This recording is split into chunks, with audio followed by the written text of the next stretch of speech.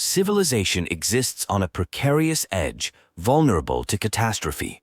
The Harran virus decimated an entire city, though humanity initially developed a vaccine. Despite promises to end research, the GRE secretly continued studying the virus for military applications, leading to a variant escaping into the world. Society collapsed rapidly, with survivors now living in isolated enclaves. Communication between these settlements depends on brave individuals called pilgrims who travel through dangerous territories. One city remains standing, isolated from the outside world with special rules, representing humanity's last bastion and chance to learn from history. A pilgrim named Aiden reunites with his friend Spike after years apart. Spike marvels at Aiden's survival skills, as most pilgrims don't last beyond a few years. During their conversation, they explore an abandoned home where people seemingly chose to die together rather than face the infected world. While sharing drinks, Spike reveals crucial information. Someone who knows about Waltz, the person Aiden has been searching for, is in Villador. This city survived as one of the walled zones that kept out the plague. Spike instructs Aiden to contact an informant via radio at dawn on frequency 140.200 MHz. Aiden experiences flashbacks of being in a hospital with other children, including his sister Mia. The memories involve someone named Dr. Waltz conducting experiments on children. These experiments apparently made the subjects stronger and more durable than normal people. Aiden contacts the informant, who knows about his search for Mia. They agree to meet at a metro tunnel entrance. During their meeting, the informant gives Aiden a GRE key, instructing him to take it to someone called the Wand at a place called Fisheye in the city. The encounter turns dangerous when renegades appear. Waltz himself arrives and confronts the informant, killing him after mentioning the key. Waltz appears to recognize Aiden before Aiden escapes the confrontation, severely injured. Aiden is rescued by a group who stabilize him with UV light and inhibitors, preventing him from turning into an infected. They explain that he needs a biomarker to safely enter the city. This device monitors the disease's progression in darkness, serving as a ticket into the city. A conversation begins with someone questioning if Aiden is genuinely a pilgrim or if he stole his badge. Aiden admits he was a pilgrim. As dusk approaches, Haken is told that Aiden cannot stay the night. Aiden surrenders his weapon and radio, essential tools even for pilgrims. Aiden inquires about reaching the Fisheye, which is located in the center of the city, past chemical dumps. Hacken explains that the only way to the center is through a heavily guarded tunnel, which is nearly impossible to traverse. Aiden confidently claims this is his specialty and asks for the tunnel's location. Hacken cautions that without a biomarker, Aiden won't get far in Villador, as he's considered a threat to everyone. Aiden asks Haken for help, noting his familiarity with the city. Haken confirms he's lived there since before the apocalyptic events and offers assistance, but reiterates the need for a biomarker. When asked how he avoided infection traveling 2,000 kilometers, Aiden simply states he didn't let the infected bite him. Hackon reveals that in Villador, everyone is infected. This city was isolated like Harran, with walls built to lock residents in, which ironically saved them. Hackon explains that biomarkers are only available through the right connections, which he has. He introduces himself properly, and Aiden returns the introduction as they prepare to move forward. Hacken welcomes Aiden to what he sarcastically calls paradise. Impressed by Aiden's physical abilities, he learns Aiden served in a military special unit for 7 years before being blacklisted for insubordination, ultimately becoming a cab driver. This experience gave Aiden extensive knowledge of city navigation. Haken notes Aiden's weakness without an inhibitor, a substance that initially had violent side effects. but improves with subsequent uses, if survived. When Aiden expresses shock at the potential lethality, Haken explains it was necessary for survival. When questioned about his helpfulness despite general fear of pilgrims, Haken reveals a pilgrim once saved his life. Aiden clarifies his current situation, formerly a pilgrim, now infected, which will complicate his travels. Hackon welcomes him to this new chapter and points out valuable treasure chests in the area. They find crystals believed by some to delay infection, a folk superstition Hackon exploits by selling to superstitious buyers. They encounter the Peacekeepers, PKs, who guard the tunnel Aiden needs to use. Haken warns about their harsh treatment of people. While acknowledging the PKs are efficient at killing infected, he cautions that their protection of the Bazaar resembles occupation, and their righteousness comes at a price. Either follow their rules or suffer consequences. Aiden mentions meeting many self-proclaimed enforcers of a new order during his travels, dismissing them as the same old authoritarian patterns. Hackon agrees, noting the PKs are worsening the tense situation in the Bazaar, which he describes as a powder keg ready to explode. Aiden promises to proceed cautiously. In exchange for helping Aiden get a biomarker, Hacken seeks assistance with something. They encounter a locked container that must be handled delicately. Aiden reveals he possesses rare working GRE equipment received from Dylan, a former GRE scientist killed by someone named Waltz. The device contains important information Aiden hopes to learn more about at the fisheye. Realizing they've taken too long, Hackon initiates Plan B, running. They encounter resistance when trying to enter a safe zone as guards demand to see Aiden's biomarker. Despite Hackon's attempts to bribe their way in, they're forced to find another solution. After a dangerous chase, they reach temporary safety. Someone reluctantly provides shelter just in time to avoid the infected. After seeing valuable items Hackon offers, they allow them inside. A skeptical host questions Aiden's pilgrim status and recent arrival in town. When asked for a biomarker for Aiden, they refuse, forcing Hackon to consider the hospital as an alternative source. Hacken plans to get a UV lamp and return for Aiden, telling him to rest by a UV lamp for safety. Later, Hacken instructs Aiden to find an old bus that crashed into the hospital, creating an entry point likely to contain undiscovered biomarkers. They agree to meet at the hospital lobby. At the hospital, Hackon explains it was one of several GRE facilities for drug research, where volunteers were paid well for participation with disastrous results.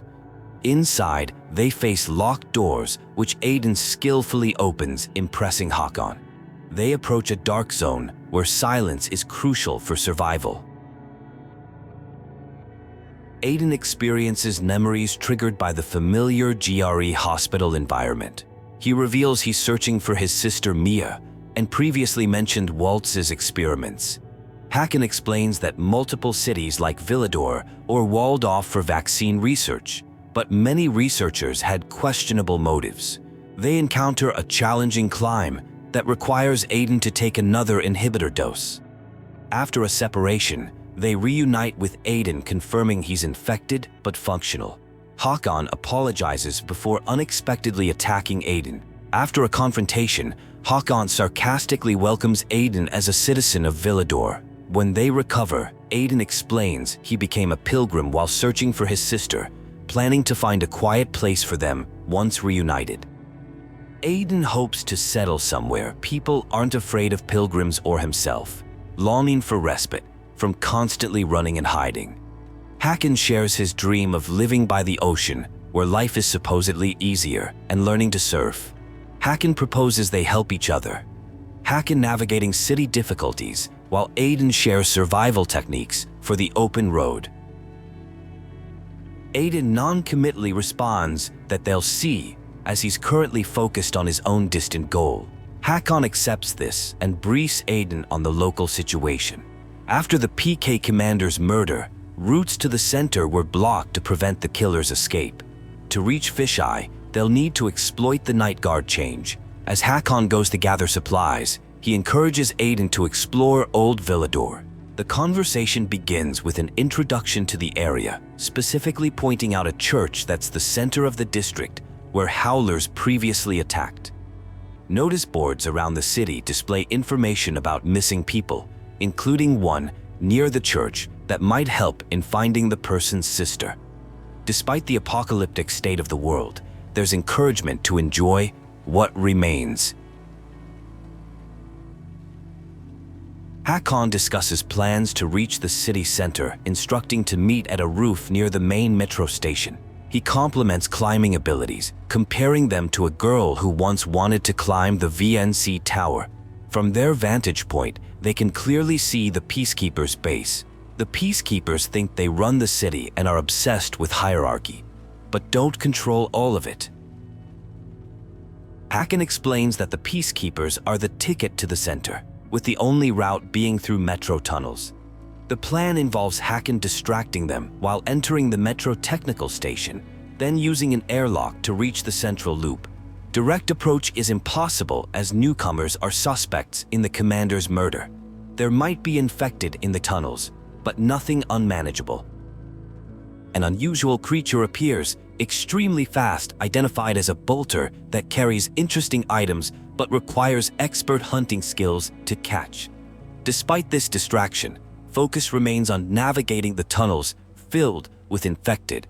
Hackon helps by throwing a UV flare through a vent to guide the way to the main station. Ards intercept someone in the tunnels, suspecting them of being a renegade spy.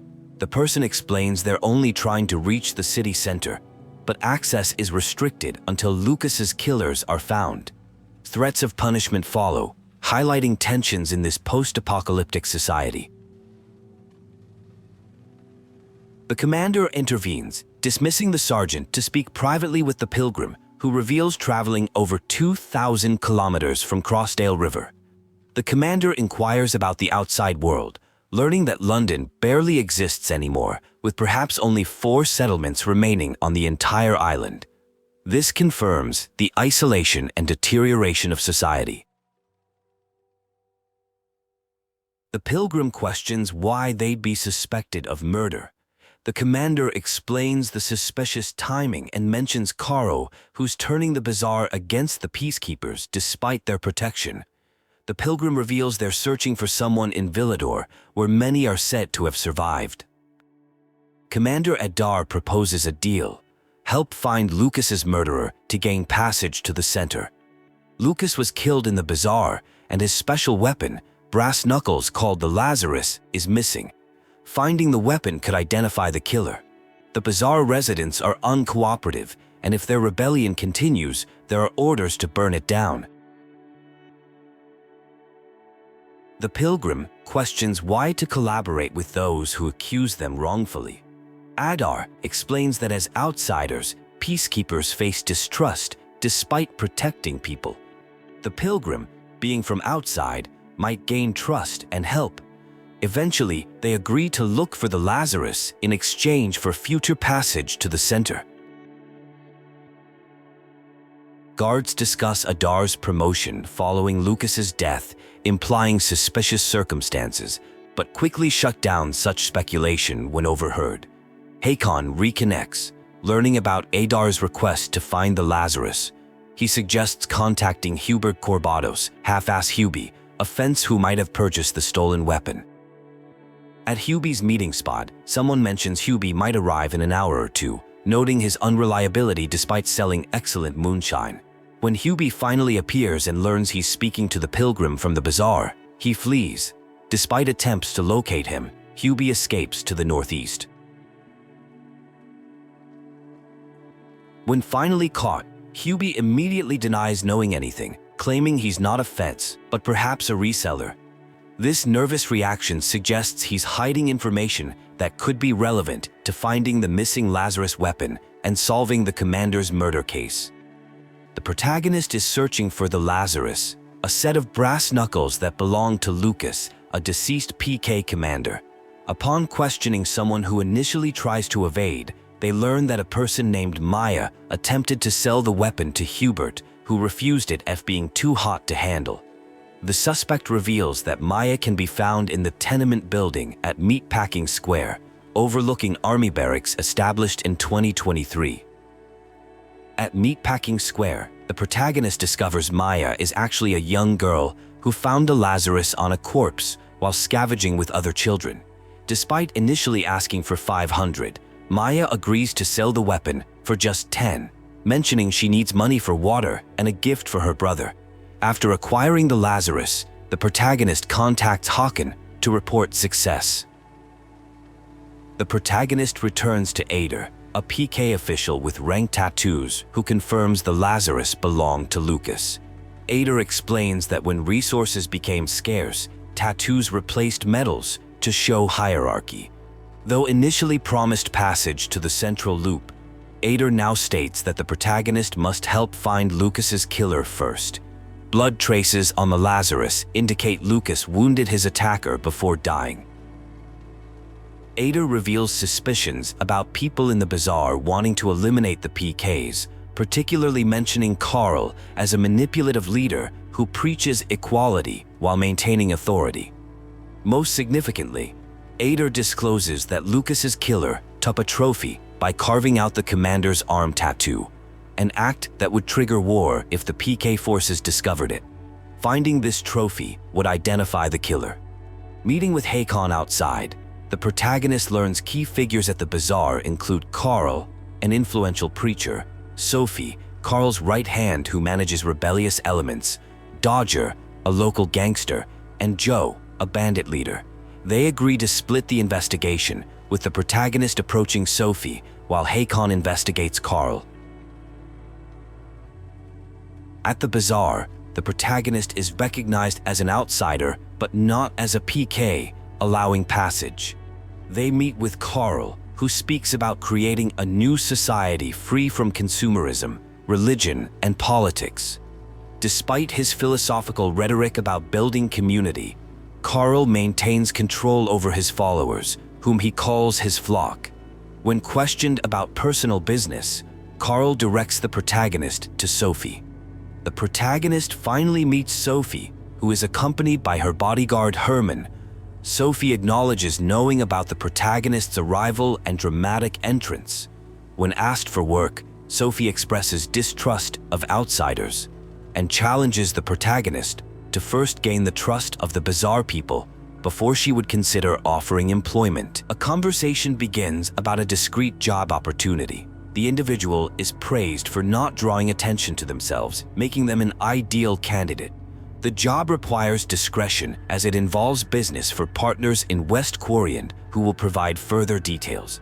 The person agrees to report to them without delay.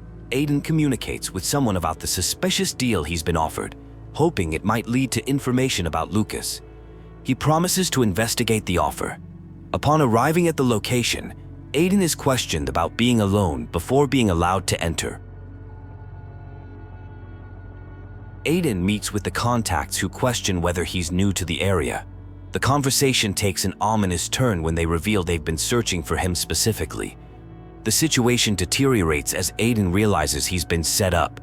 A confrontation ensues where Aiden escapes and confronts Damien about the betrayal.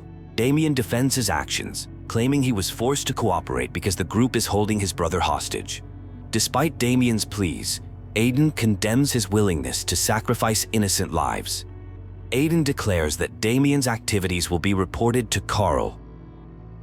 The scene shifts to another situation where someone named Julian is accused of selling poisoned water that affected Luke. Julian denies selling water, claiming the bottle must have been stolen. Julian suspects his supplier Marco might have contaminated the water as revenge and asks for help investigating. The investigation leads to Marco, who initially denies poisoning anything.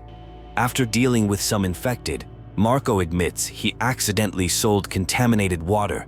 He explains that a viral fell into his water storage and he deliberately left out tainted bottles to catch thieves, but mistakenly sold some to Julian. It's revealed the poisoned water caused 2 deaths. Aiden testifies to Julian's innocence before the Bazaar Council, explaining that the supplier was responsible and is now dead. Julian is grateful for being saved from punishment. Anna, who lost her husband to the poisoned water, accepts the explanation. The scene transitions to someone asking for help setting up an installation outside the main entrance. The device malfunctions, causing a commotion, but Alberto sees potential in repurposing it as a weapon against infected creatures. The creator is thrilled with this unexpected outcome and offers a reward. In a post-apocalyptic setting, a conversation takes place about safety at the Bazaar. The speaker explains their role involves confronting PKs, peacekeepers, who threaten their free community. Despite appearing pacifist to outsiders, they describe their movement as revolutionary, requiring both ideology and armed enforcement. Trust remains an issue as they refuse to share details about a transaction without first receiving information about crystal locations. The crystals are revealed to be byproducts of chemical bombings in the city. While people believe wearing them slows infection spread, the speaker is skeptical but acknowledges their value. These crystals are described as valuable commodities, difficult to obtain and destroy, yet easily fetishized for their beauty. Their tangibility makes them more valuable than paper money in this post-collapse economy. Information is shared about craftsmen Alberto and Vincenzo, a father-son duo. Alberto, talkative and formerly wealthy, owned a workshop before 0 hour. His son Vincenzo is described as shy. Both are skilled craftsmen capable of creating useful items from minimal resources. They can be found at the Bazaar and might provide access to bigger opportunities. A conversation with Alberto and Vincenzo reveals they know about a crystal location. Alberto appears confused, but Vincenzo provides clear directions. 100 meters from the metro, near a fashion store sign with a windmill across the street.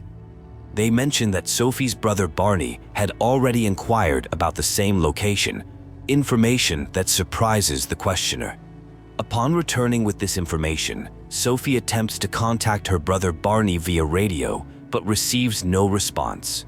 It becomes clear Barney has gone looking for the crystals alone, continuing a pattern of trying to prove himself despite recently being wounded. Sophie expresses frustration and concern, revealing she promised someone she would look after him. Sophie suspects Peacekeepers injured Barney previously, though he kept the details secret. Concerned about his survival in a dark zone while wounded, she accepts an offer of help from someone who claims experience from St. Joseph Hospital. She notes they have time since entering dark zones during daylight is suicidal, suggesting Barney would wait until dusk. A separate conversation reveals Sophie might know something about Lucas's death, as little happens in the area without her knowledge. Her brother Barney is described as twitchy and unpredictable. The mission to find him continues into a dangerous area, where blood and a dead body create momentary confusion until it's confirmed not to be Barney. Barney is discovered alive but uncooperative, locked in a room and refusing help. After confrontation, he mentions someone named Birdie, who sacrificed himself as distraction so Barney could obtain crystals. Despite being injured, Barney insists on finding the boy before returning, explaining he promised Birdie's mother he'd bring him back safely. Following a blood trail leads to the wounded Birdie, who confirms helping Barney secure crystals. Despite his injuries, Birdie proudly claims to have killed 3 infected. Learning it's his birthday, he requests to call his mother and reassures her everything is fine, despite his deteriorating condition. The searcher tries to hurry Birdie along as his condition worsens. Upon contacting Sophie, the rescuer learns Barney has already returned to the Bazaar, having abandoned both his friend and his rescuer. Barney is later overheard discussing Lucas, a PK commander, saying he deserved to die. This reveals tensions between the Bazaar and Peacekeepers, who had seized their windmill and metro station. Political conflicts about negotiating with opponents continue as Sophie tries to maintain order. Sophie expresses frustration about outsiders taking crops and water while offering little protection in return. She questions why Barney abandoned her and explains that crystals were needed for a transaction. Sophie reveals Barney was shocked about Birdie's fate, which is why he left. Despite his attempts to protect the Bazaar, Barney struggles with helping others while hurting himself.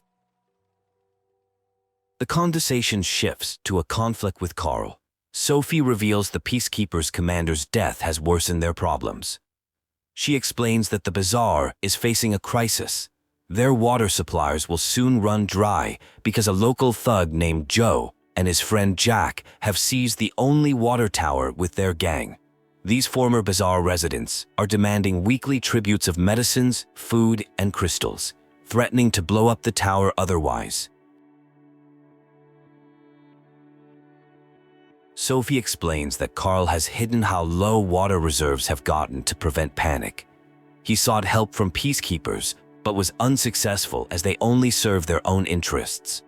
Sophie mentions her mother's leadership philosophy: never bargain with extortionists. Before Carl took power, Sophie's mother led the Bazaar effectively, though Sophie admits she was a great leader but a poor mother.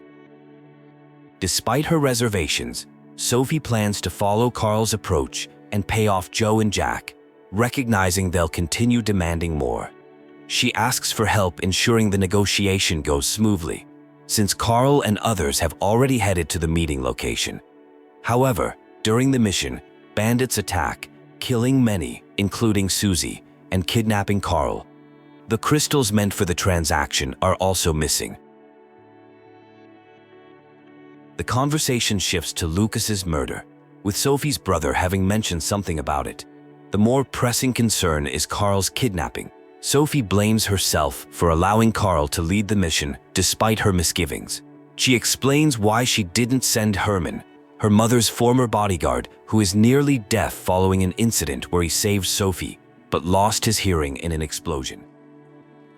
Sophie vows to take charge from now on. When discussing possible connections between Jack, Joe, and Lucas's murder, Sophie suggests Joe might be involved, as he's a psychopath and thief who would face execution if caught by Peacekeepers, while Jack is described as a cowardly but rational thinker.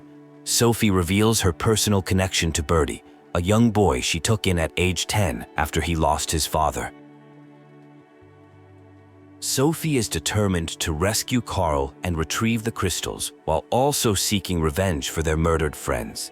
Meanwhile, Victor contacts Aiden privately, warning that Sophie may suspect him of being a Peacekeeper spy. Victor explains that Sophie hates the Peacekeepers, blaming them for the Bazaar's issues and her mother's death.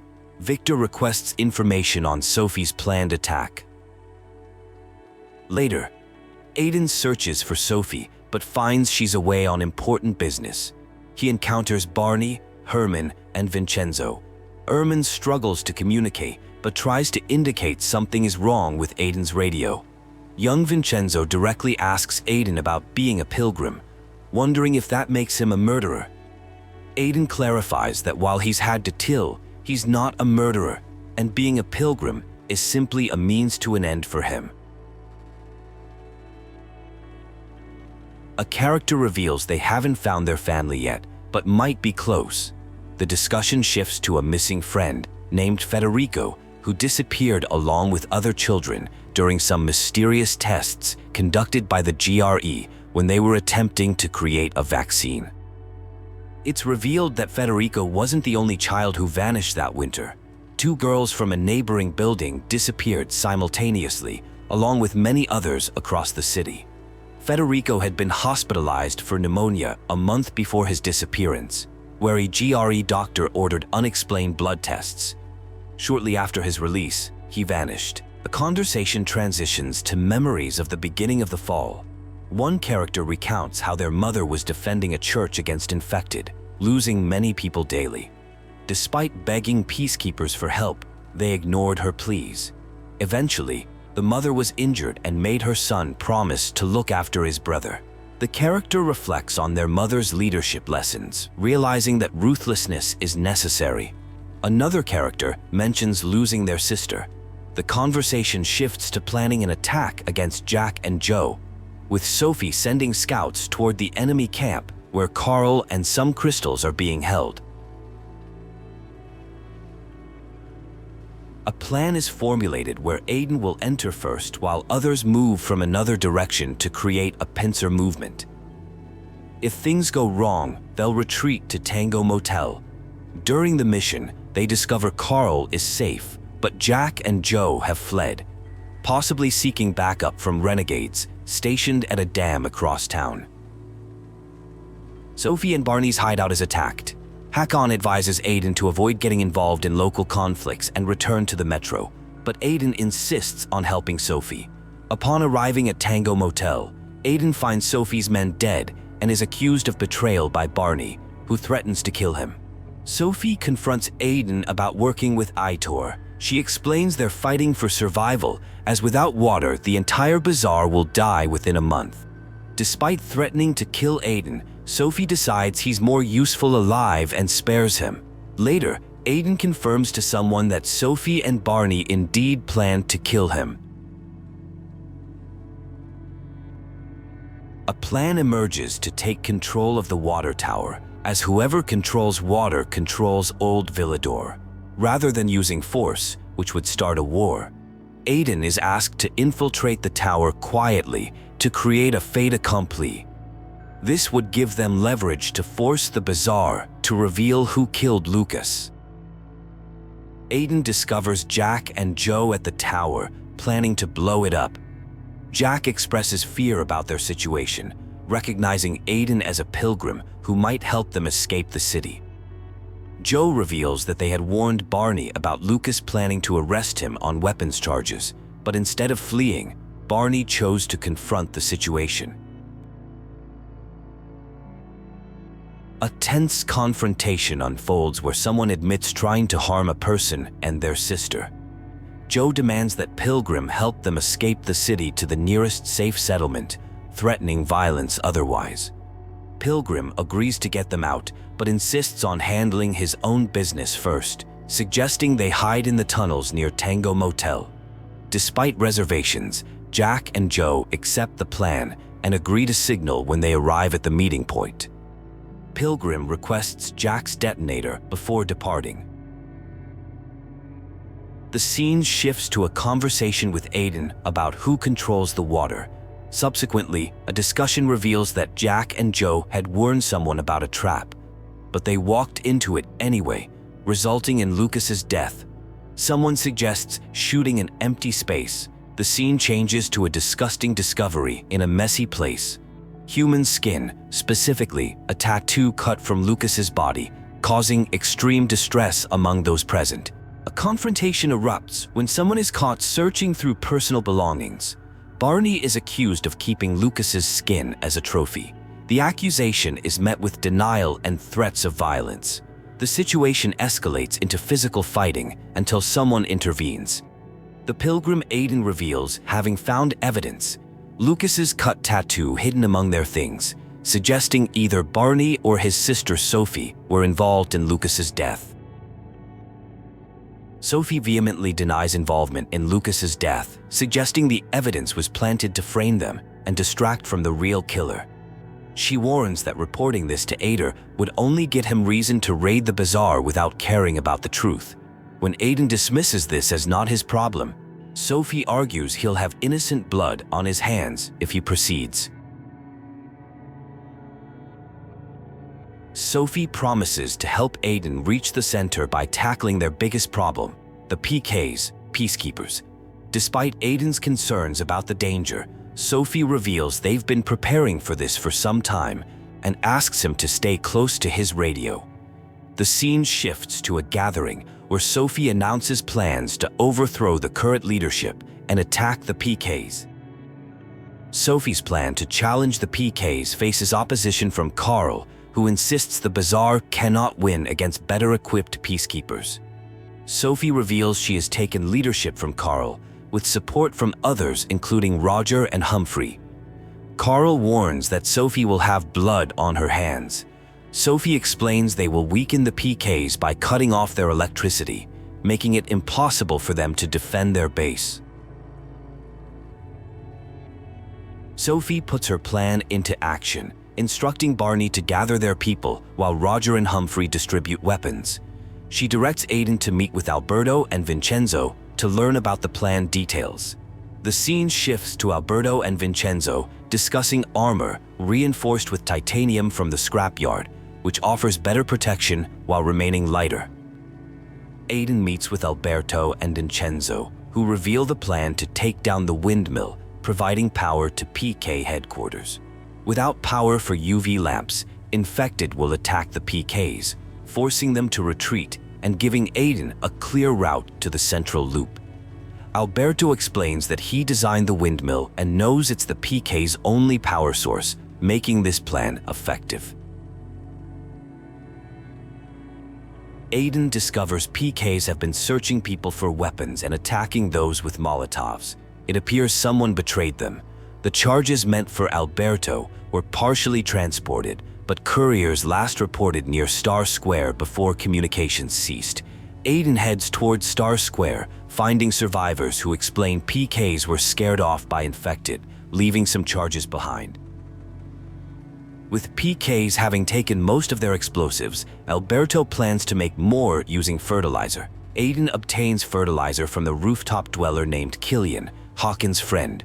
Communication becomes difficult due to windmill interference. Despite uncertainties, Alberto prepares the bombs and tasks Aiden with securing them to marked spots. With the explosives successfully placed, Aiden is offered the honor of detonation. A group is attempting to detonate explosives at a windmill, but the detonator isn't triggering due to interference from the structure. The initial explosion fails to bring down the target, with the rotor still spinning. Someone mentions Vincenzo's calculations and promises to fix the issue quickly. The team shifts to manual detonation as the radio signal isn't working due to interference. They prepare a bomb guaranteed to destroy the entire windmill, but confusion arises about where to place it. After some comical miscommunication, they determine it needs to be placed on the rotor, despite the bomb actively ticking. The windmill is successfully destroyed in a massive explosion. Alberto has sacrificed himself in the process. He compares the explosion to fireworks from years past, showing his age. Before dying, he makes a request that Vincenzo, his son, should receive credit for the operation's success. Alberto explains that people laugh at his son because of him, but believes this successful mission will change that perception. He wants Vincenzo to be recognized, not as a cook or a failure, but as someone important. His final wish is for the Peacekeepers to withdraw and for someone to tell his son that he's proud of him. Aiden needs to find Vincenzo to deliver Alberto's message. Meanwhile, it's revealed that Carl betrayed them to the Peacekeepers. The Peacekeepers have captured several people and killed someone named Chubbs, though they're concerned about their commander Anderson's absence. Aiden confirms Carl's betrayal, noting he fled after the blast. Fighting continues as Aiden helps clear more Peacekeepers. He's saved by someone after nearly being ambushed. Anderson, a Peacekeeper leader, challenges Aiden to come down and fight rather than using allies as shields. Reports indicate Aiden's forces are retreating through metro tunnels after their lights were taken out, leaving them vulnerable to infected. Sophie now runs the Bazaar and promises to defeat Aiden and provide access to the central loop. The group celebrates their victory against the Peacekeepers. Aiden informs everyone of Alberto's death during the windmill operation. The group toasts to Alberto's memory. Aiden finds Vincenzo outside and delivers his father's message that he was always proud of him. Vincenzo is grateful Aiden was with his father in his final moments. The group acknowledges Alberto's worth, with someone noting that with more people like him, they could have defeated the Peacekeepers sooner. Barney tells Aiden he's now part of their family and promises to help him reach the center. Hackon contacts Aiden, saying the passage to the center is blocked, but he has another idea. Aiden meets Hacken, who reveals he's been injured. A shocking revelation occurs. Hacken is working with someone named Waltz, who ordered Lucas killed. Hacken claims he had no choice as Waltz would have killed him. Despite Hacken's betrayal, Aiden decides to help him deal with a sniper threat before they part ways. Aiden confronts a woman named Anna who's hunting Hackon. She warns that it's not over yet before escaping. Aiden informs Hackon he's safe for now, but heads to the central loop alone. Sophie can't help Aiden directly, but suggests starting generators might provide access to the center. Aiden explores a GRE tunnel where Waltz might be found. He encounters Cole, who claims Waltz ordered Lucas's death to weaken the Peacekeepers and create chaos. Fighting breaks out, and the electricity goes off. Cole orders his men to search for whoever cut the power. While searching through the tunnels, Aiden finds evidence someone has been there. He encounters a confrontation where someone admits to being involved in Lucas's death, claiming it was just the beginning of something larger. The situation escalates as orders are given to capture someone. A tense confrontation unfolds where a character demands gratitude for making something possible. The scene quickly shifts to hostility as someone orders Pepper to cuff another person. Waltz is present and being told to shut up. There's a demand to return a stolen key with threats that everyone will die otherwise. A character makes demeaning remarks about someone being a little boy pretending to be grown up. It's revealed that Waltz has the GRE key. Waltz speaks dramatically about witnessing something spectacular and history being made. When challenged about his age, Waltz references teaching kids and tells someone they were part of something greater and owe their survival to him. He claims they're special and stronger than he imagined, yet not as strong as himself. Someone urgently asks what Waltz has done to their sister Mia. A new character, named Aiden, introduces himself and offers help. They share a connection as both were subjects of the same experimenter. Aiden is searching for his sister Mia, whom the other person doesn't know. When the person makes crude suggestions about Mia's fate, Aiden reacts angrily. They decide to escape together, mentioning they're being pursued by someone fast. The characters discuss their shared traumatic past. One mentions having nightmares about what was done to them and wants to kill Waltz, who is third on their hit list. They talk about other children from the hospital. Most are gone, with one survivor living in fear. Waltz experimented on them, though one managed to escape after weeks. They discuss a hit list that includes Waltz, Butcher, and Hacken. One character shares being tricked by Hackon, resulting in deaths. They suggest forgetting about him or being prepared with weapons if they meet again. The conversation shifts to Waltz conducting secret experiments that eventually got him kicked out of the GRE. When asked why Hackon is on the hit list, they respond it's not about someone named Lucas's death, but something worse that deserves punishment. A GRE facility is identified. They discuss someone named Dylan, who contacted one of them to escape the city and Waltz. Dylan was frightened, possibly having found something before disappearing. Dylan gave something to Aiden before being killed by Waltz. Dylan had mentioned finding someone named Luan, which turns out to be one of the present characters. Luan explains Dylan wanted to contact Frank through a PK commander named Lucas, who found something Waltz had been searching for. Dylan wanted to escape before Waltz could get it, likely the GRE key that Aiden now possesses. Luan warns that Lucas and Dylan died because of this object. Suddenly, they realize Waltz has switched on generators, though his motivation is unclear. Characters observe a significant change from a lookout point. They need to investigate substations to understand what's happening. One is near the PK tower. There's mention that the city has been in darkness for over 10 years, making this power situation unprecedented. They use an old power glider to reach places normally inaccessible. They theorize Waltz turned on the power using the GRE key at a car factory. Years ago, the military secured energy cells that apparently can still power half the city. They're advised to keep the key safe since its full capabilities are unknown. They plan to check different substations to potentially activate all of them. They encounter Peacekeepers investigating the power situation.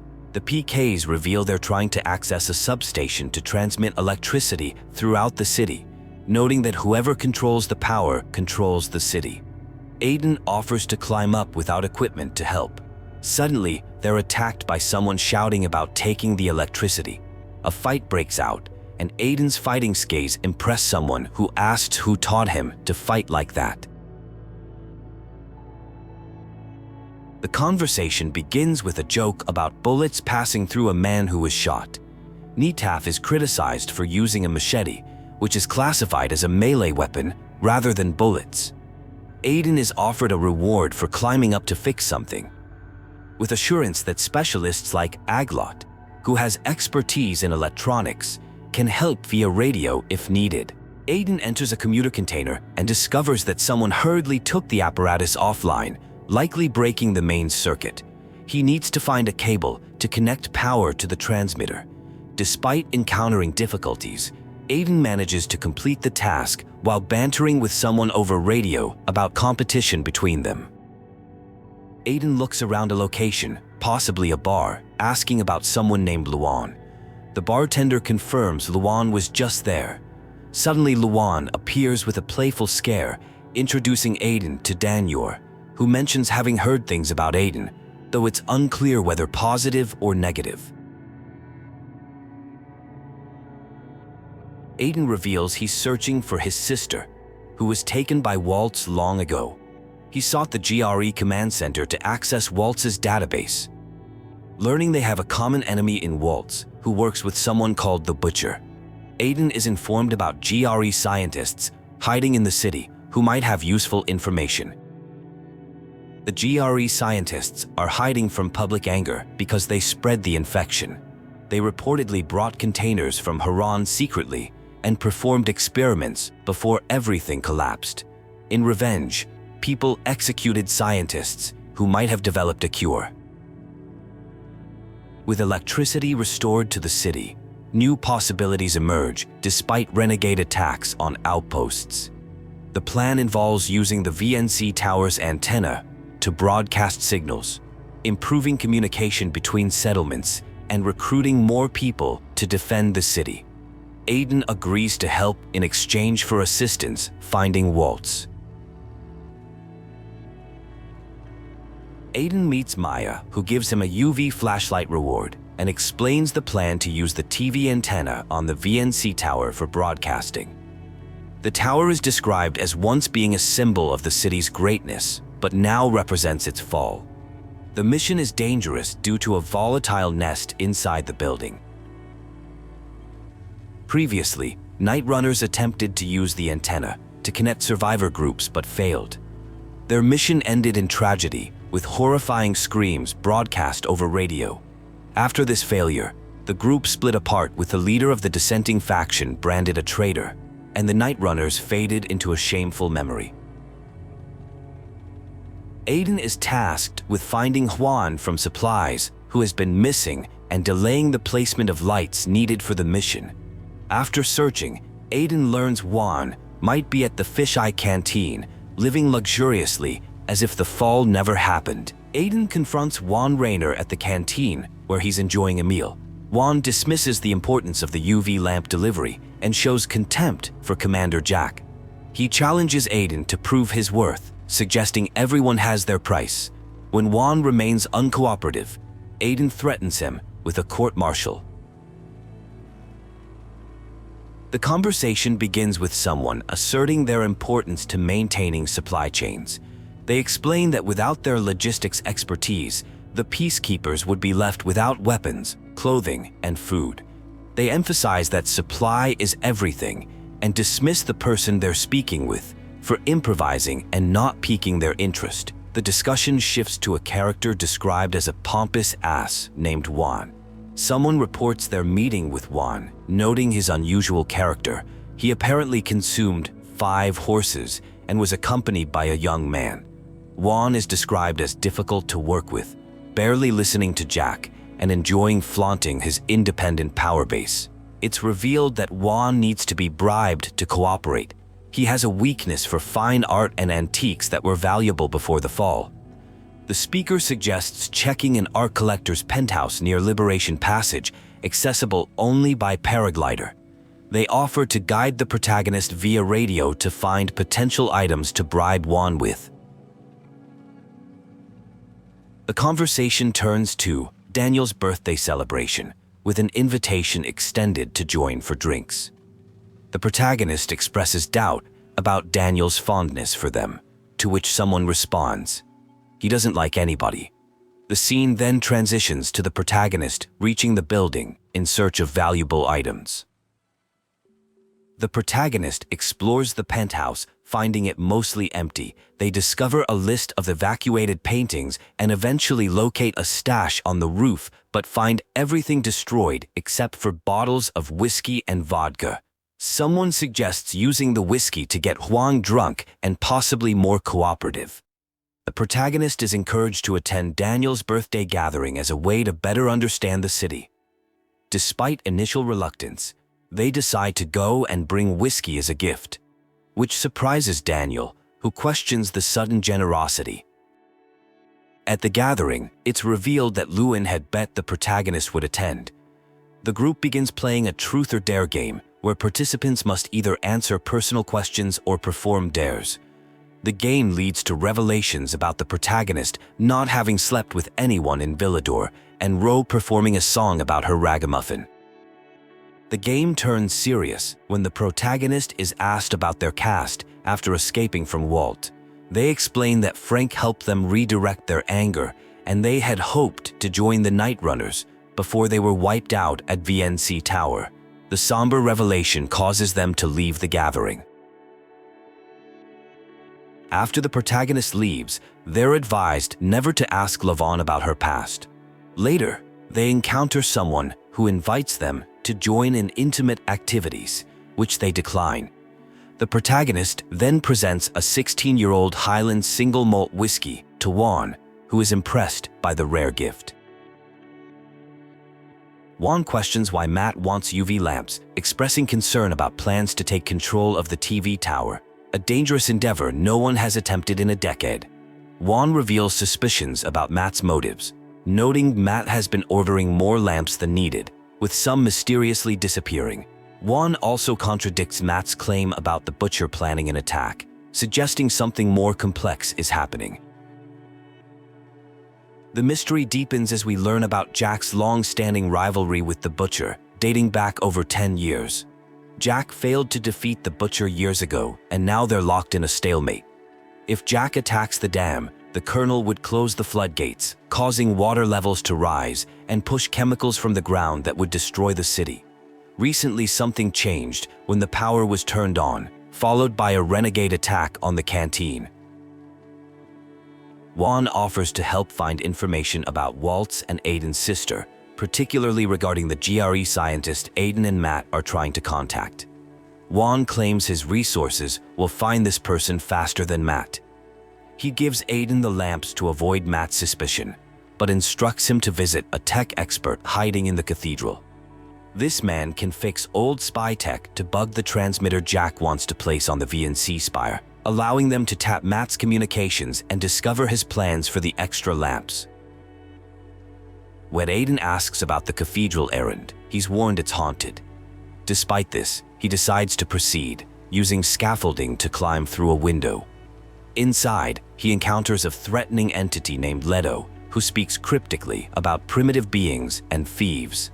Aiden calls out, identifying himself and mentioning he has a job from Juan.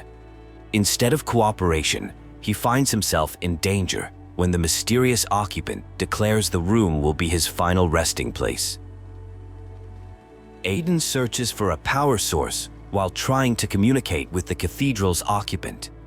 The resident, initially hostile and paranoid, believes Aiden is an assassin sent by a woman he refers to as Vagina Dentata. After clarification, the man introduces himself as Kurt, a self-described king without a kingdom who has lost his son. Kurt examines the bug Aiden needs fixed and informs him it requires replacement parts from the North Tower. Kurt explains the cathedral was built to bring people closer to God, but failed during the epidemic. He justifies his actions against Peacekeepers as self-defense against intruders. When Aiden returns with the parts, Kurt fixes the bug and surprisingly asks for nothing in return except friendship. Kurt suggests they trust each other, which Aiden reluctantly accepts before thanking him for his help. Juan shows Aiden some rare beluga caviar from the Caspian Sea, philosophizing about the beautiful things in life that people focused on killing and fighting miss. He has Aiden contact Matt to inform him the UV lamps will be delivered to the TV station. Juan questions Matt's plans for using lamps in places without electricity, implying there's more going on than Aiden realizes. Aiden attends a tense meeting with Jack, Juan, and other leaders to plan their mission. They intend to reactivate the VNC tower to establish citywide communication, hoping to demonstrate strength against the renegades and prevent war with the Butcher. The plan involves securing the TV station perimeter, activating an electrical substation to power the district, and having Aiden climb to the tower's roof to attach a transmitter to the antenna. After the meeting, Luan warns Aiden that the VNC tower is extremely dangerous, revealing it's where Frank lost all the Night Runners and his own leg. Luan believes Jack and Juan are using Aiden as a tool for their own purposes, sending him into a deadly situation. Despite the warnings about mysterious creatures inhabiting the tower, Aiden remains committed to the mission, reassured by Jack's promise of PK support. A tense conversation takes place where Aiden is warned by Luan about Jack's dangerous plans. Luan mentions that Frank had previously attempted something similar with tragic results and urges Aiden to speak with Frank directly. Despite Luan's pleas, Aiden decides to proceed with Jack's mission, as Jack promised information on GRE employees. Luan bids a resigned farewell, calling Aiden a suicidal moron. Communication problems arise at an electrical substation. Ro informs Aiden that contact has been lost with personnel there and requests Aiden check it out since he's closest. Aiden discovers the area is overrun with renegades and proceeds to eliminate them. After dealing with the threat, Aiden encounters hostile PKs who threaten him, leading to a confrontation. After restoring power, Ro reports that the elevators remain non-functional. A team has been dispatched to locate the power distribution room in a connected smaller tower. Suddenly, another blackout occurs, and the substation catches fire. Communication with Leon's team is lost mid-transmission, prompting an urgent rescue mission. Aiden and another fighter split up to search different corridors. Aiden finds the severely injured Leon, who reveals that volatiles attacked the squad. Leon mentions that Chris may have survived and gone to restore power. Before dying, Leon gives Aiden a letter for his wife. Aiden successfully reconnects the terminals and restores power. Upon returning to Ro, Aiden reports that most of the squad didn't survive. Ro thanks Aiden for his efforts and gives him a proximity tool that can detect GRE-tagged goods when antennas are operational. Ro decides to personally join the upcoming roof mission rather than leading from behind. They await Matt, who's bringing a transmitter for the operation, while the team takes a break. During downtime, the team shares personal stories. One soldier expresses excitement about his wife's pregnancy, while another discusses his boots purchased at the Bazaar. The conversation shifts to Lieutenant Rov's background, including his facial burns from rescuing a private from a burning dark zone and his falling out with Matt, over Squad 101's retreat from a warehouse filled with infected. Rav provides alcohol to boost morale and encourages the troops by reminiscing about previous successful missions. Later, he expresses concern about the unusual absence of renegades around such a strategic location. A renegade officer previously mentioned something about GRE facilities called X-13, which Aiden recognizes as something Waltz is also searching for. Matt arrives with the transmitter. Despite initial disagreement between Rav and Matt about the mission plan, Rav insists on accompanying his men to the tower's top. The team boards an elevator that stops due to power instability, forcing them to continue on foot. During their ascent, they're attacked, with only Aiden apparently surviving initially. However, at the last moment, another survivor named Vive is discovered. In a tense situation, a wounded individual is handed a transmitter with instructions not to lose it. The lieutenant also requests his dog tags be collected if he falls, wanting his men to be remembered. The scene conveys military camaraderie during a dangerous mission. Aiden contacts Luana for help after discovering the PKs are dead. She scolds him for putting himself in danger. Aiden finds himself trapped behind a locked door and needs assistance. Luana promises to get Frank to help, though communication is temporarily interrupted. Aiden discovers a grappling hook rope launcher on the 30th floor. Frank provides guidance on how to use it to climb and reach the terrace. Despite Frank's warnings about the danger, Aiden insists on continuing upward, determined to complete his mission, regardless of the risks involved. Frank reluctantly agrees to help Aiden climb higher, but unexpectedly, Luana decides to join the mission despite protests. Aiden mentions he's near the top already and asks about the purpose of his mission, which involves a radio transmitter offering new hope. Aiden connects the transmitter and faces a choice. Juan promises information about finding Mia and the truth about her in exchange for cooperation. Instead of following Juan's plan, Aiden decides to give control of the antenna to Frank, angering Juan, who calls this a betrayal.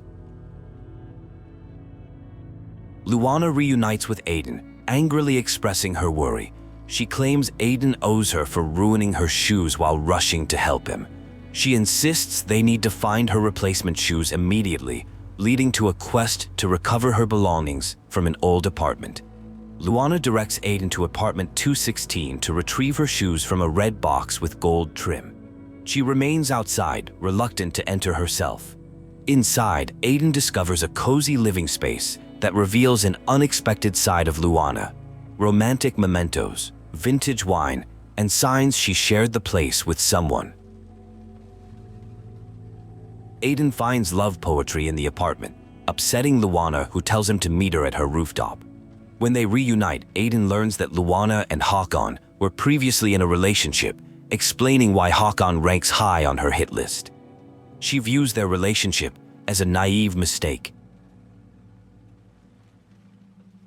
Despite Luana's request to be left alone, Aiden stays. They stargaze together as Luana shares how Frank taught her about constellations.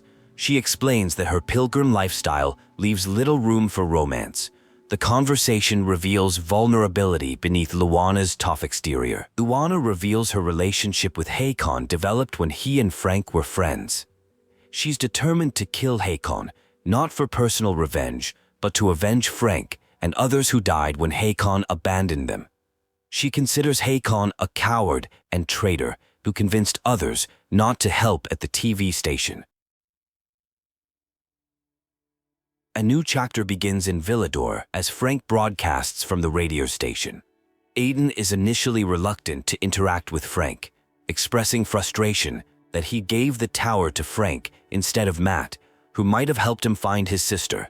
Frank urges Aiden to come to the canteen, promising information that could help. At the canteen, Frank reveals that through the TV station, they can now listen in on enemy communications. He plays an intercepted transmission, showing that Waltz is searching for the same GRE database as Aiden. Frank proposes activating a military antenna near Marsh End Lane to boost the signal and gather more intelligence on Waltz's plans. Frank explains that Waltz appears to have ordered the Renegades into the central loop and is searching for something called X-13. He shows Aiden a poster of the Night Runner's creed, explaining how the group stood for defending others. Frank reminisces about Luan, a tough girl he trained who became pivotal to the Night Runners. Frank reveals Luan's obsession with revenge and her kill list, particularly against Haken, who betrayed the Night Runners. He explains how Haken tore apart the group before the TV station mission and now works for Waltz. Despite his reservations, Aiden agrees to activate the antenna to gather intelligence on the Renegades. Aiden successfully activates the first antenna, allowing them to intercept communications about Waltz's movements. He proceeds to activate a second antenna, discovering that the Renegades were present on that roof. The intercepted transmissions reveal Waltz may intend to close sluice gates and back chemicals into the city. After a confrontation with Renegades, Aiden learns they were aware of the eavesdropping. Frank informs him that someone tried to tip him off, Hackon, who wants to meet Aiden at the church on St. Paul Island. Frank also worries that Luan might be hunting Hackon, putting herself in danger. Frank explains what made the Night Runners special was self-control and balance, not just physical abilities from inhibitors. He reveals that Haken had dumped Luan, making their relationship complicated. Aiden agrees to meet Haken while Frank tries to locate Luan. Arriving at the church, Aiden finds it empty except for evidence of renegade presence. Hackon appears, asking about Luan and mentioning someone has been killing William's officers with crossbow bolts, suggesting it might be Luan. The conversation turns hostile as Hackon, still working for Waltz, demands the GRE key from Aiden, leading to a confrontation. A tense confrontation unfolds between Hacken and Aiden over a GRE key. Hacken accuses Aiden of betraying him, while Aiden counters that Hacken murdered Lucas, who wouldn't give up the key. Their conversation reveals deep mistrust, with Hacken claiming that Waltz has harmed many who stood against him, including Dylan, who betrayed him. Hacken admits his biomarker indicates he's running out of time. The conversation shifts to past betrayals involving Killian, Frank, and Luan. Hacken defends his actions, claiming he made a deal with Waltz to protect Luan, who would have been killed otherwise. He insists he didn't betray Frank, but was trying to fix things by spying on Waltz, who became suspicious. Aiden contacts Frank to inform him that Hackon is dead, mentioning a GRE doctor. The scene then shifts to a confrontation where Hackon, despite being in poor condition, refuses to stand down. He dismisses the significance of the Night Runners, calling them long gone, despite Frank's dreams of revival. A character named Blahan reveals themselves, warning Hackon not to come closer. Hackon is killed, leaving Blahan with mixed feelings after hunting him for so long. Blahan expresses how vulnerable Hackon looks in death and needs time alone to process. When Aiden reports to Frank about Hackon's death, Frank seems to accept it as inevitable. Frank addresses the deceased Haken, nearly tempted to drink again because of memories they shared. He then informs Aiden he's contacted surviving Night Runners, including Killian from Old Villador. Frank directs Aiden to the Bazaar to meet Dr. Veronica Ryan, a GRE doctor who can help find Mia. Frank mentions they were previously acquainted. Aiden meets Barney, who reports life is improving with Peacekeepers no longer bothering locals. Sophie has become the leader of Old Villador. When Aiden asks about Dr. Veronica Ryan, Barney reveals renegades are searching for her. She's being protected in a hideout north of Quarry End on Courtesan Rose Street by Vincenzo and others. Aiden arrives at the hideout to find Veronica has escaped. Vincenzo attempts to contact her by radio. Veronica responds, and Aiden explains he needs access to the GRE database at the observatory using his GRE key. They arrange to meet at a building near the dam, though chemicals have contaminated the observatory area. Aiden meets Veronica, who reveals renegades are after her to access the GRE database. Aiden explains he's searching for his sister, who is a test subject in Waltz's experiments on children. Veronica, a former mid-level GRE doctor who hid her identity to avoid execution after the revolution, wants to discover what secrets the organization was hiding. Veronica discovers Aiden's key won't work because the observatory lacks power. She reveals the GRE developed blockers to shield workers from chemical exposure and gives Aiden one dose. She instructs him to restore power in B block, which will unlock security doors, allowing her to enter through a tunnel while he navigates through chemical-flooded areas. Aiden successfully makes his way through the chemical-contaminated area to the first dome. He continues to the entrance, questioning Veronica about her knowledge of the facility. The blockers prove effective against the chemicals, allowing him to navigate safely through the hazardous environment toward the observatory. A person with a good memory recalls visiting this location once before. Another individual named Veronica encounters a horde of infected blocking their path. The UV flashlight proves useful in navigating through the dangerous area. After clearing numerous infected, they manage to restore electricity, but face issues with blown fuses and elevator problems. Veronica reveals the database they seek is located 6 floors below their current position. She displays signs of claustrophobia, becoming agitated when asked about its origins. When darkness returns, they work to reroute electrical circuits to power the floor and continue their mission. The conversation shifts to personal matters, with one person mentioning they're searching for information about their sister. Upon reaching their destination, they discover the terminal is locked due to security protocols. Using a GRE key at the security desk, they successfully unlock the doors. However, a surprising revelation occurs when evidence indicates Veronica was actually a director of field laboratories for the GRE, not a mid-level doctor as previously claimed. Veronica admits to her deception, but insists she wasn't working with Waltz. She explains that child test subjects showed natural immunity to the virus, which is why experiments were conducted on them.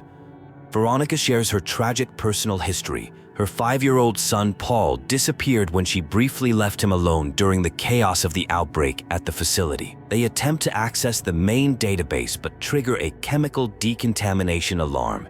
Using Vlagers for protection, they manage to survive the decontamination process.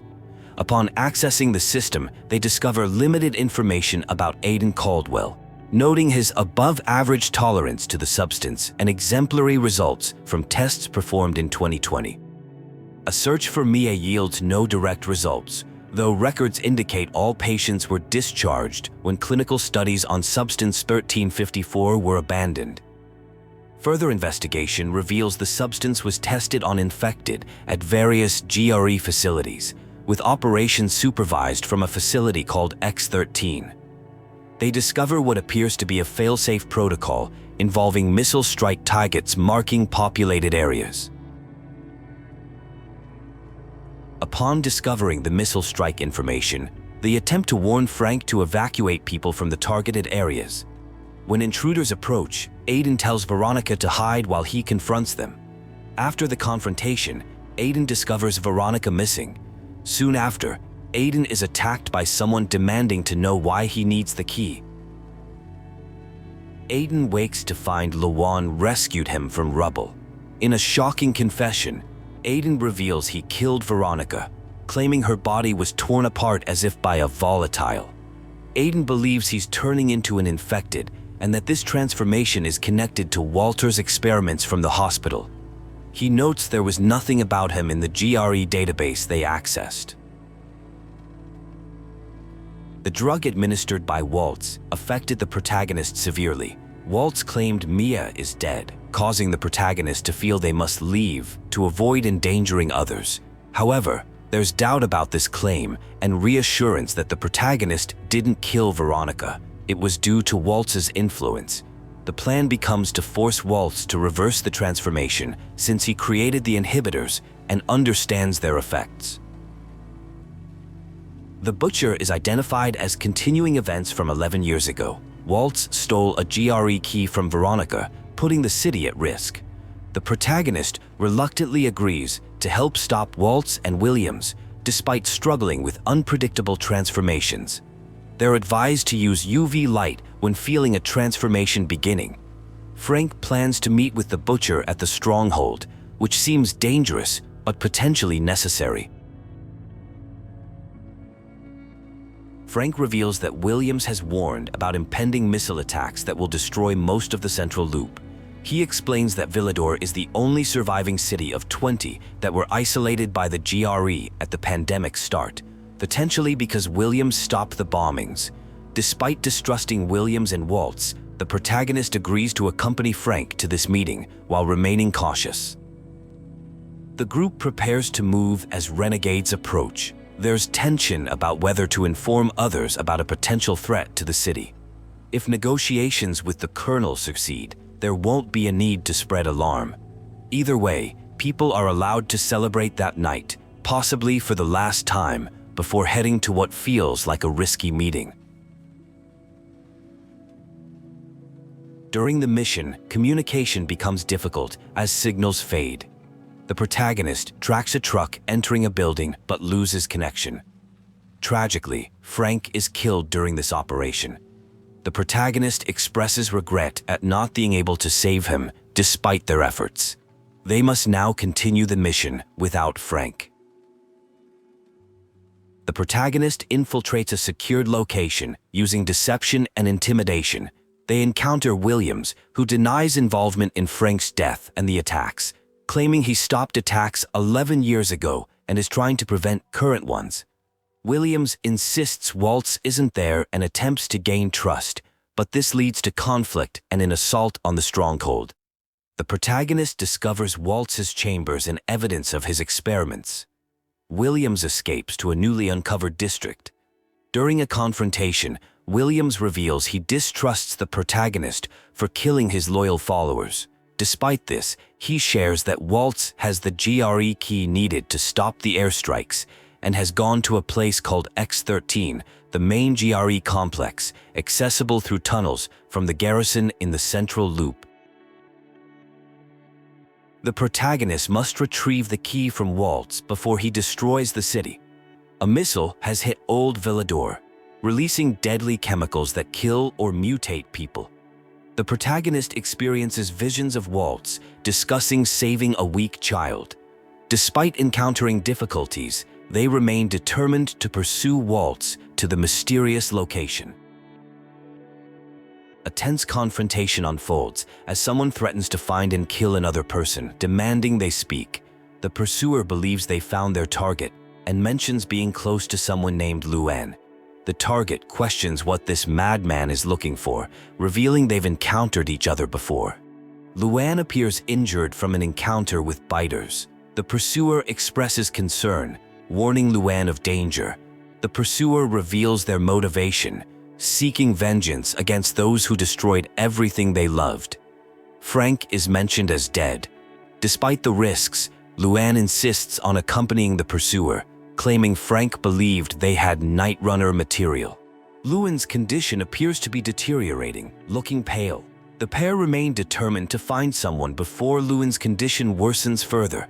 They commit to finishing their mission together, showing resolve despite the obvious dangers ahead. The duo discovers a stockpile of food, fuel, and water.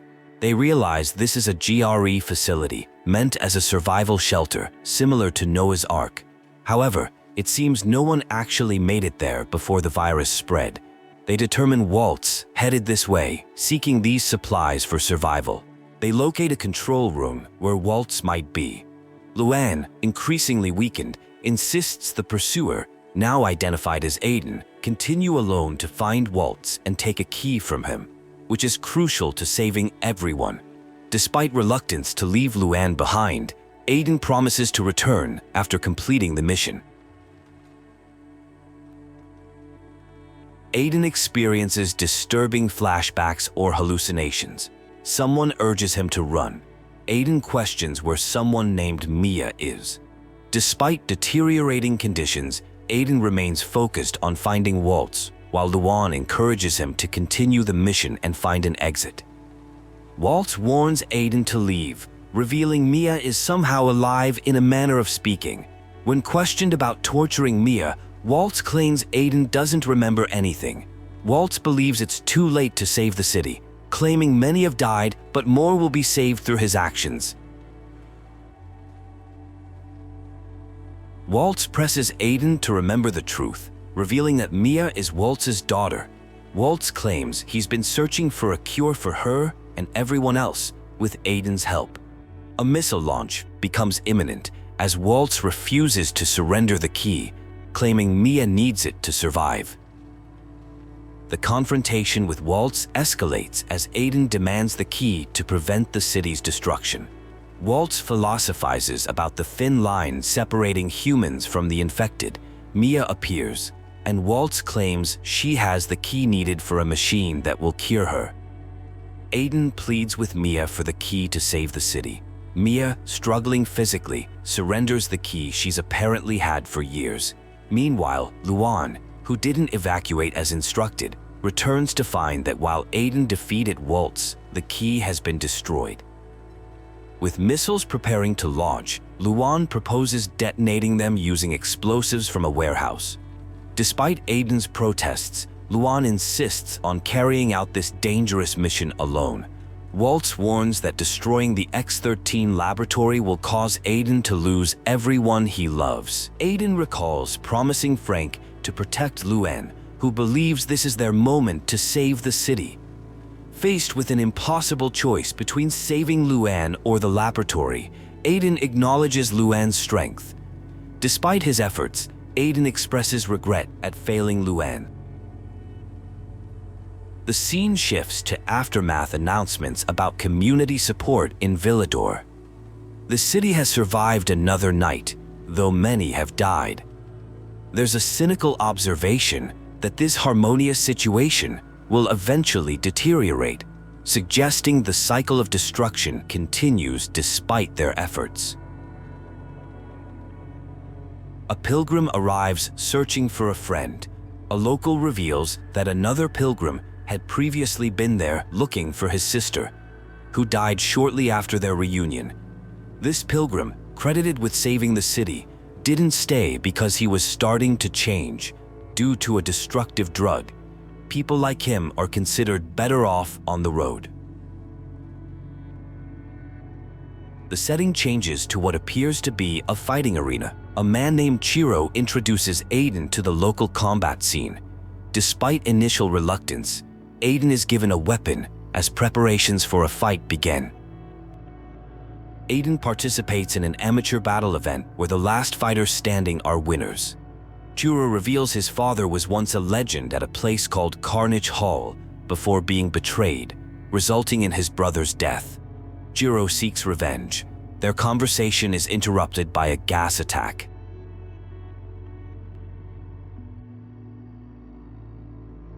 After a confrontation, Aiden narrowly escapes death and receives credit for activating a generator that likely saved lives. A protective figure intervenes when G.R.E is berated, warning Aiden to stay away from his son, establishing clear boundaries with an ominous tone. A conversation takes place about someone who appears to be injured, with the participants deciding to talk on the roof. One person mentions they will explain about Skullface.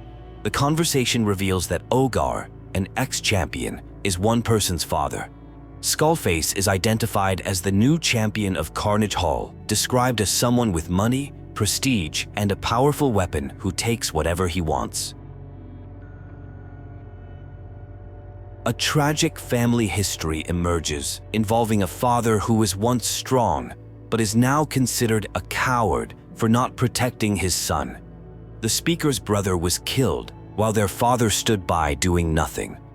This inaction has created resentment, with the speaker comparing their father unfavorably to Skullface, who wouldn't stand by in such a situation.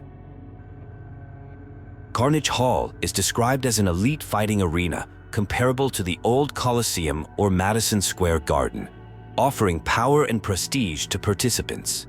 Entry requires passing 3 tryouts throughout the city, each testing different skills but all requiring exceptional ability or recklessness. Scouts observe all participants, and only the best advance to the actual competition. A trial for Carnage Hall is about to begin. The participant learns that the challenge will take place at night, with infected individuals present as part of the test. Time constraints add pressure to the challenge, though specific rules about completion methods appear flexible. The environment presents significant danger beyond just the competition itself. 2 fighters, Aiden and Chiro, share drinks while discussing their experiences. Chiro wears a special fedora passed down from his brother, revealing its sentimental value. The conversation touches on family loss, with Chiro explaining that his brother was skilled but didn't want to fight, which angered their father. Both toast to absent family, acknowledging their shared experiences of loss. Another tryout challenge involves navigating dark halls during daylight hours to retrieve a crystal. Limited information is provided about tactics, leaving the participant to determine whether fighting or stealth is the better approach. A character named Astrid is mentioned as having successfully completed this tryout. A scout who selects the best fighters makes an appearance. A discussion highlights the competitive nature of Carnage Hall, where only one winner emerges. Despite acknowledging this reality, neither participant is willing to back down. Chiro reveals more about his brother, describing him as a quiet, artistic type who contrasted with Chiro's talkative nature. The brother was killed in the arena and disposed of disrespectfully among infected. Chiro explains his motivations: to prove himself as a true champion, surpass his father, whom he views as a coward, and avenge his brother's death.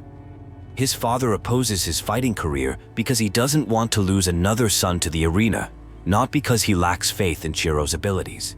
This family conflict drives Chiro's determination to succeed at any cost. Aiden meets with Chiro's father, who shows him Tetsuo, an injured fighter hurt by Skullface.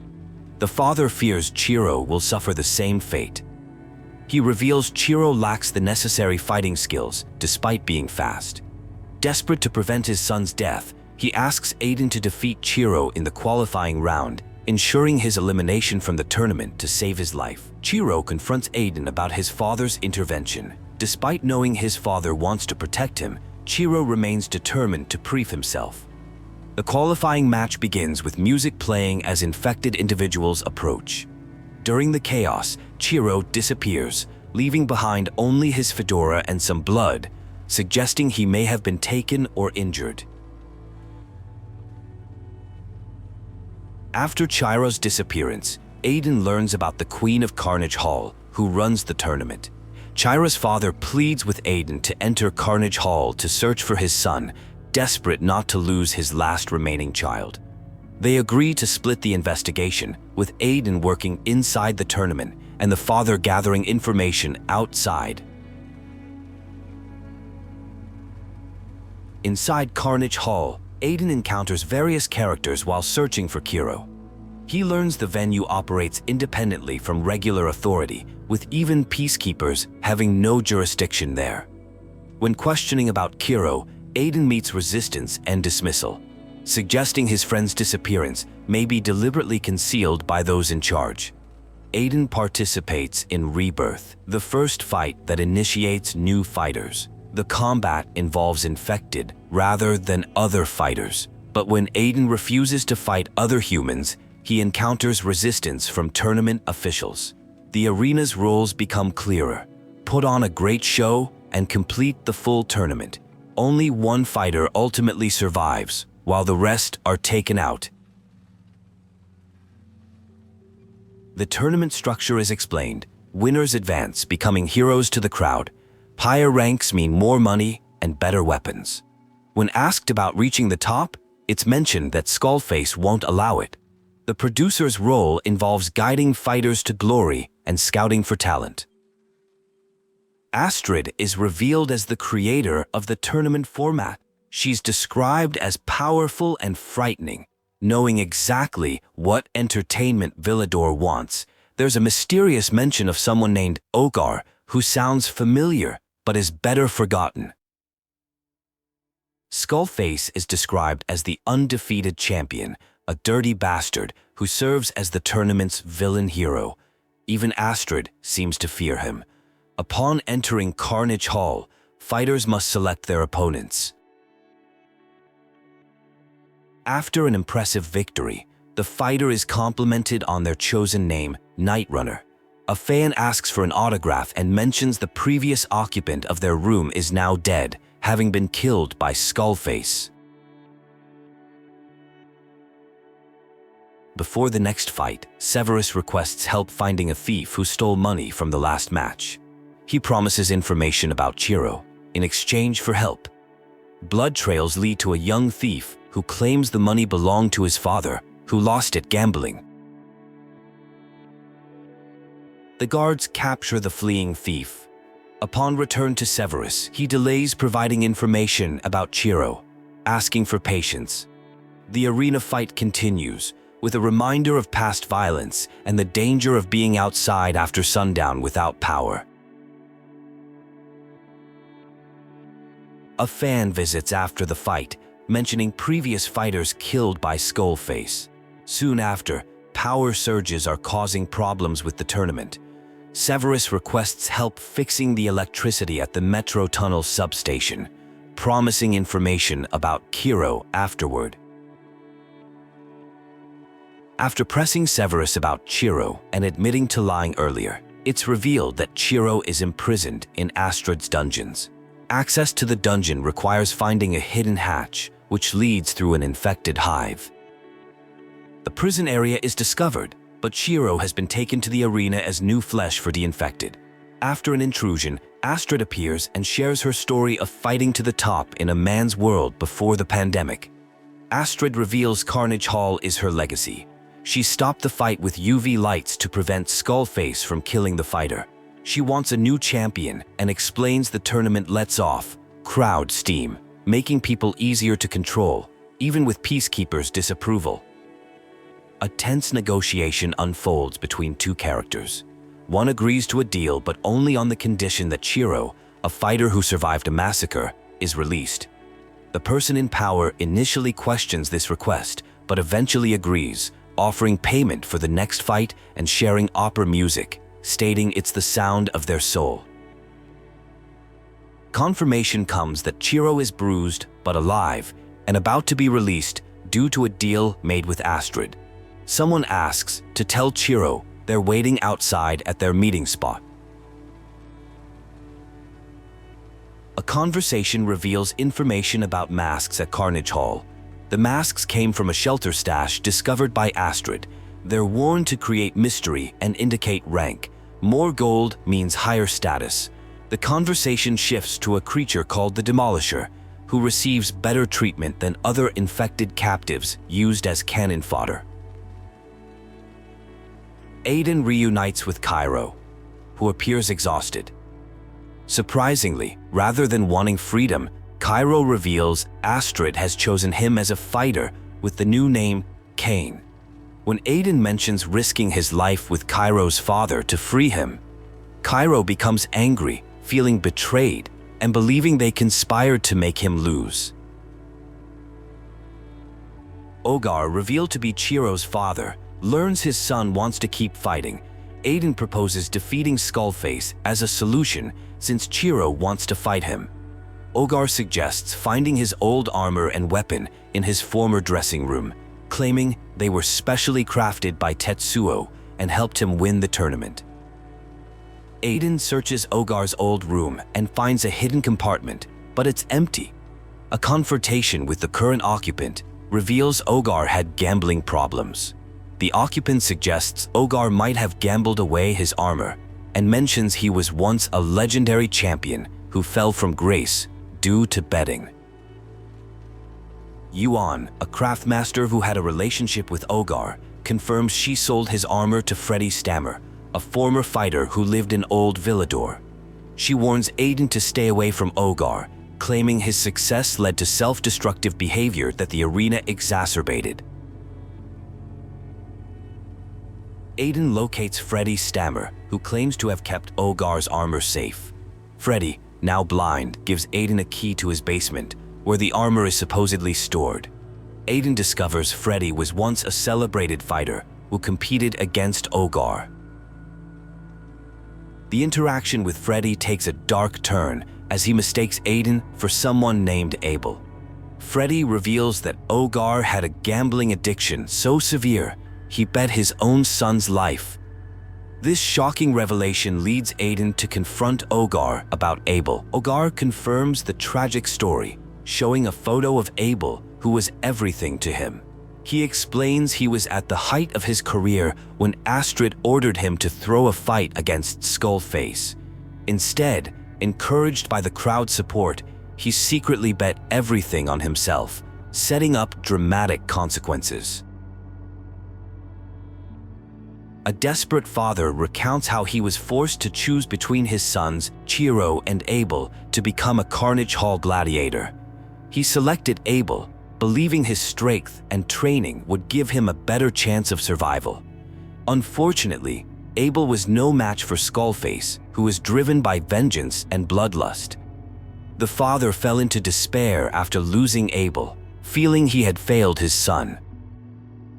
Despite the father's failures, G.R.E remained by his side. When offered an opportunity to make things right, the father resolves to find a way into Carnage Hall to rescue G.R.E, promising to find both an entrance and an escape route. Seeking another fight, Aiden is informed by a prophet-like figure about supply chain issues at Carnage Hall. They lack enough infected for the fights. He's directed to volunteer outside the building if he wants to help. Aiden meets Kate, who recognizes him by reputation. She proposes a partnership. Aiden will capture bolters while she wrangles other infected for Carnage Hall's entertainment. Kate provides locations of 3 bolter nests and special equipment to capture them alive. Aiden successfully captures all 3 bolters, with Kate providing guidance on how to corner and capture them. Despite her expertise, Kate refuses to hunt bolters herself, calling them her nemesis. After completing the job, Kate appears enthusiastically anticipating their next victory at Carnage Hall. A confrontation occurs at Carnage Hall where Aiden, referred to as Night Runner, is pressured to fight. Ogar appears, revealing that Aiden killed his son G.R.E. Instead of seeking immediate revenge, Ogar proposes they work together. Aiden should kill Skullface while Ogar handles someone named Astrid. Aiden is informed he'll be fighting Skullface next. A spectacle begins in the arena, where finalists demonstrate the consequences of taking arms against Rome. The atmosphere is charged with anticipation for the upcoming slaughter. In a final message, Skullface explains his transformation. Once a boy who dreamed of becoming champion, he became addicted to stimulants and fighting. His alter ego consumed him, making him increasingly violent and bloodthirsty. He planned to contaminate ordinary citizens with anabolics, but couldn't allow it to happen. Grateful for Aiden's intervention that ultimately saved him and potential victims, Skullface asks that his father be told it wasn't his fault and that he's grateful for everything. He also wants G.R.E to know his big brother is proud of him before bidding farewell to the pilgrim.